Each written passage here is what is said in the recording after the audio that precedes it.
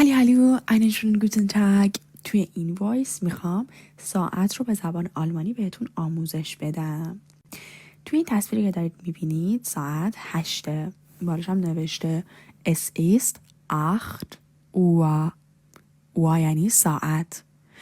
Es ist 8 Uhr. Die Uhrzeiten هم یعنی تایم های ساعت، زمان های ساعت. 5 nach 8 یعنی 5 دقیقه بعد از 8. 8 یعنی 8. 5 nach 8. 10 nach 8. 10 دقیقه بعد از 8. Viertel nach 8 یعنی 1 رو بعد از 8. Viertel nach 8. 20 nach 8 یعنی 20 دقیقه بعد از 8. 25 nach 8. 25 دقیقه بعد از 8 یا 5 vor halb 9 یعنی 5 دقیقه مونده به نیمی از اینکه ساعت برسه به 9.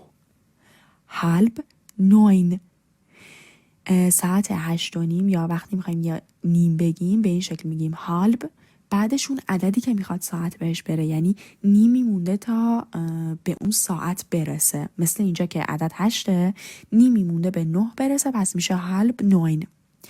25 vor 9 یعنی 25 دقیقه مونده تا به 9 برسه یا 5 nach halb 9 5 دقیقه بعد از اون نیمی که مونده ساعت به 9 برسه. 20 vor 9 20 دقیقه قبل از اینکه ساعت به 9 برسه. Viertel vor 9 یعنی 1 ربع قبل از 9. 10 vor 9 10 دقیقه قبل از 9.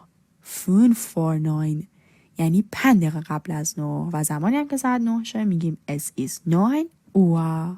اینجا هم داریم es ist Mittag یعنی نیمه ظهر.